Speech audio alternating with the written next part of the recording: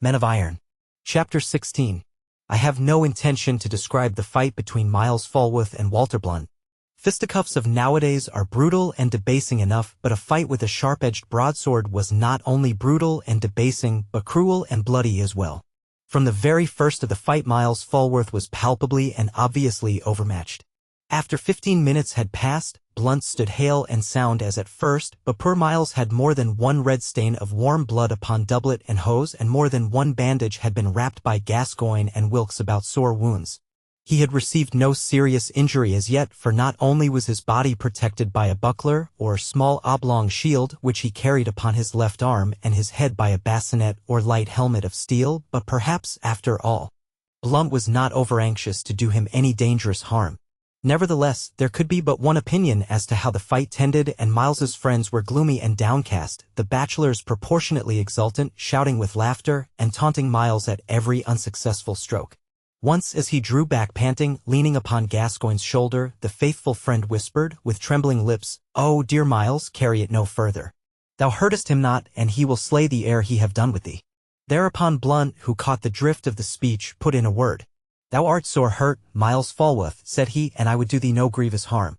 Yield thee and own thyself beaten, and I will forgive thee. Thou hast fought a good fight, and there is no shame in yielding now." "Never," cried Miles, hoarsely, "never will I yield me. Thou mayst slay me, Walter Blunt, and I reck not if thou dost do so, but never else wilt thou conquer me." There was a tone of desperation in his voice that made all look serious. "Nay," said Blunt, "I will fight thee no more, Miles Falworth, thou hast had enough." "By heavens," cried Miles, grinding his teeth, "thou shalt fight me, thou coward.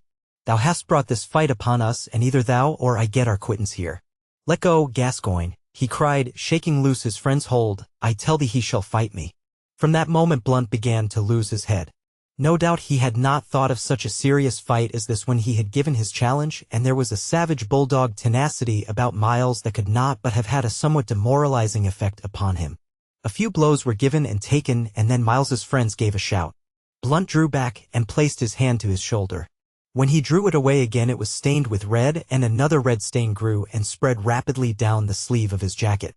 He stared at his hand for a moment with a half-dazed look and then glanced quickly to right and left. "I will fight no more," said he sullenly. "Then yield thee," cried Miles exultantly. The triumphant shouts of the Knights of the Rose stung Blunt like a lash, and the battle began again. Perhaps some of the older lads were of a mind to interfere at this point. Certainly some looked very serious, but before they interposed, the fight was ended. Blunt, grinding his teeth, struck one undercut at his opponent, the same undercut that Miles had that time struck at Sir James Lee at the knight's bidding when he first practiced at the Devlen Pells. Miles met the blow as Sir James had met the blow that he had given, and then struck in return as Sir James had struck full and true. The bassinet that Blunt wore glanced the blow partly, but not entirely. Miles felt his sword bite through the light steel cap, and Blunt dropped his own blade clattering upon the floor. It was all over in an instant, but in that instant what he saw was stamped upon Miles's mind with an indelible imprint. He saw the young man stagger backward, he saw the eyes roll upward, and a red streak shoot out from under the cap and run down across the cheek. Blunt reeled half around and then fell prostrate upon his face, and Miles stood staring at him with the delirious turmoil of his battle dissolving rapidly into a dumb fear at that which he had done. Once again he had won the victory, but what a victory! "Is he dead?" he whispered to Gascoigne. "I know not," said Gascoigne, with a very pale face. "But come away, Miles." And he led his friend out of the room. Some little while later one of the bachelors came to the dormitory where Miles, his wounds smarting and aching and throbbing, lay stretched upon his cot, and with a very serious face bade him to go presently to Sir James, who had just come from dinner, and was then in his office. By this time Miles knew that he had not slain his enemy, and his heart was light in spite of the coming interview. There was no one in the office but Sir James and himself, and Miles, without concealing anything, told, point by point, the whole trouble. Sir James sat looking steadily at him for a while after he had ended. "Never," said he, presently, "did I know any one of you squires, in all the time that I have been here, get himself into so many broils as thou, Miles Falworth. Belike thou sought to take this lad's life." "Nay," said Miles, earnestly, "God forbid." "Natheless," said Sir James, "thou fetched him a main shrewd blow, and it is by good hap, and no fault of thine, that he will live to do more mischief yet. This is thy second venture at him, the third time, haply, thou wilt end him for good."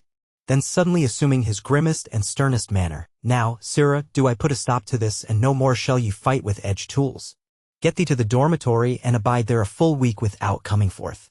Michael shall bring thee bread and water twice a day for that time. That is all the food thou shalt have, and we will see if that fare will not cool thy hot humours withal. Miles had expected a punishment so much more severe than that which was thus meted to him that in the sudden relief he broke into a convulsive laugh, and then, with a hasty sweep, wiped a brimming moisture from his eyes. Sir James looked keenly at him for a moment.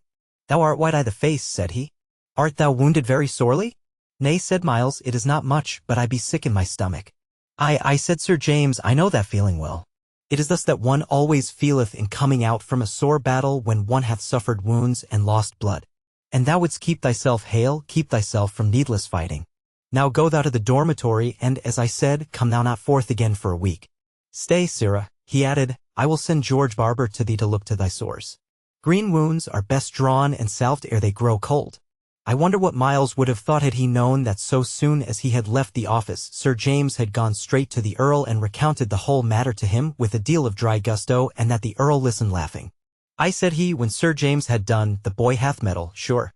Nevertheless, we must transplant this fellow Blunt to the office of gentleman-in-waiting. He must be old enough now, and gin he stayeth in his present place, either he will do the boy a harm, or the boy will do him a harm." So Blunt never came again to trouble the squire's quarters, and thereafter the youngsters rendered no more service to the elders. Miles's first great fight in life was won.